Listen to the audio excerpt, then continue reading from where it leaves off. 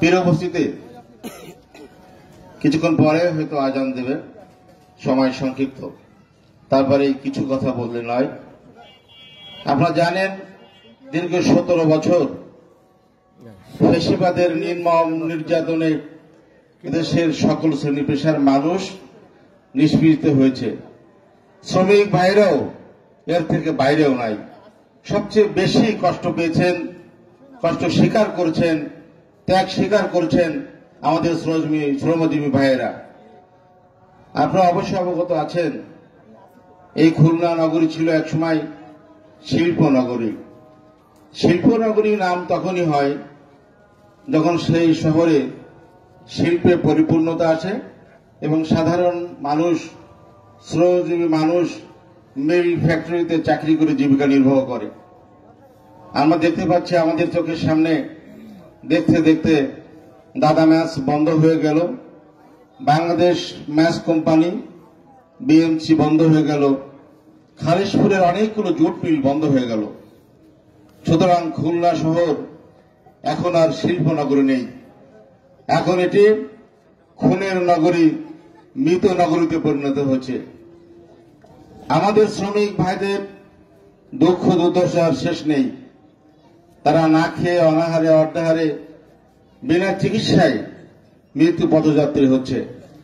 সবচেয়ে দুঃখের বিষয় হল যে শ্রমজীবী মানুষের হাত ধরেই বড় বড় দালান কোঠা নির্মিত হয়, বড় বড় স্থাপনা নির্মিত হয়, বড় বড় প্রতিষ্ঠান নির্মিত হয়, তারাই থেকে সমাজে উপেক্ষিত, অবহেলিত। আজকে চারদিকে তাকালে আমরা দেখতে পাই আমার শ্রমজীবী ভাইয়েরা বিনা চিকিৎসায় মারা যাচ্ছে। অর্থের অভাবে তার সন্তানদের ভালো স্কুল কলেজে পড়াতে পারছে না। অর্থাৎ প্রত্যেকটা পিতামাতার স্বপ্ন থাকে, আমি যাই করি না কেন আমি আমার সন্তানটিকে ভালো মানুষ হিসেবে গড়ে তুলব, সুশিক্ষায় সুশিক্ষিত করব। এই আশা থাকলেও শ্রমজীবী ভাইয়েরা এটি বাস্তবায়ন করতে পারেন না। অর্থের অভাবে তার সন্তানদের স্কুল কলেজ বিশ্ববিদ্যালয়ে ভর্তি করতে পারেন না, ভালো শিক্ষক দিতে পারেন না। অত্যন্ত আফসোস যে দেশের শ্রমজীবী মানুষের সংখ্যা বেশি, আমাদের দেশে যদি জরিপ করা হয় তাহলে শ্রমজীবীর মানুষের সংখ্যাই বেশি হবে, তাদের ভোটও দেশে বেশি, অথচ তারাই সবসময় অবহেলিত, নির্যাতনের শিকার। এই জন্য যারা বাংলাদেশ শ্রমিক ফেডারেশন গঠন করেছেন, আমি যাদের কাছে আহ্বান জানাবো, আমরা জানি যারা সরকারি চাকরি করে, যারা বেসরকারি চাকরি করে, তার অবসরকালীন ভাতার ব্যবস্থা আছে। বার্ধক্য জীবনে যে যা কিছু পায় সেটিকে অবলম্বন করে কোন রকম বেঁচে থাকার চেষ্টা করে। কিন্তু যে শ্রমিক ভাইয়েরা মাথার ঘাম পায়ে ফেলে পরিশ্রম করে, তারা শেষ জীবনে এসে একসময় মৃত্যু যন্ত্রণায় কাতরায়, বিনা চিকিৎসায়, অভাবে অনাটনে, তাদের জন্য কোনো ব্যবস্থা থাকে না। যদি ফেডারেশন পক্ষ থেকে এমন ব্যবস্থা করা হতো যে প্রত্যেকটি শ্রমিকের জন্য একটি ফান্ড তৈরি করা হবে এবং যখন তিনি কর্মক্ষম থাকবেন না, কাজ করতে পারবেন না, সেটি তখন আজানত এই শ্রমজীবী মানুষ শেষ জীবন এসে কিছু অর্থ একসঙ্গে পেত, যা দিয়ে বাকি জীবনটা অন্তত স্বস্তিতে মৃত্যুবরণ করতে পারত। কিন্তু আমাদের দেশে অব্যাহতভাবে সন্ত্রাস এবং মাদক কারবারিদের ব্যবসা চলছে। বিশেষ করে আমাদের 30, 31 এবং 22 পার্শ্ববর্তী যে ওয়ার্ডগুলো আছে, এখানে একটি মাদকের অভয় জোন তৈরি হয়েছে এবং সন্ত্রাসের অভয় জোন তৈরি করা হয়েছে। আমরা আমাদের সন্তানদেরকে নিরাপদ জায়গায় রাখতে পারছি না, নিরাপদ পরিবেশে মানুষ করতে পারছি না।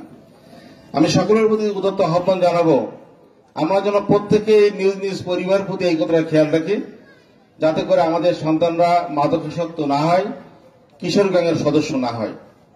যারা গিয়েছে তাদেরকে আমরা চিকিৎসার ব্যবস্থা করব এবং তাদেরকে ওই পথ থেকে ফিরিয়ে আনার জন্য আমাদের উদ্যোগ গ্রহণ করা উচিত।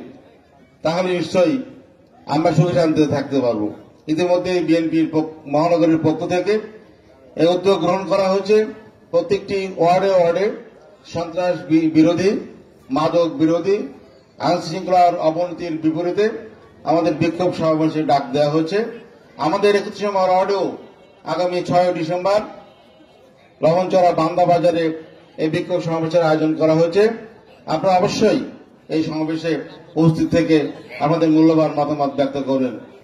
পাশাপাশি শ্রমজীবী মানুষের সামরিক কল্যাণ কামনা করে, দিন দিন উন্নয়ন কামনা করে এবং ফেডারেশনের মধ্য দিয়ে যারা এতে একত্রিত হবেন তারা যেন ভবিষ্যতে নিজেদের অবস্থান তৈরি করতে পারেন, একত্রিত থাকেন এবং এই সংগঠনকে সামনে দিকে এগিয়ে নিতে পারেন। এই জন্য সর্বাগ্রে প্রয়োজন ঐক্য এবং ইস্পাত কঠিন ঐক্য। আমি শ্রমিক ভাইদের ঐক্যবদ্ধ থেকে তাদের দাবি দাবা আদায়ের লক্ষ্যে আন্দোলন সংগ্রাম করে সামনে এগিয়ে যাওয়ার আহ্বান জানিয়ে শেষ করছি। আল্লাহ হাফেজ। বাংলাদেশ জিন্দাবাদ।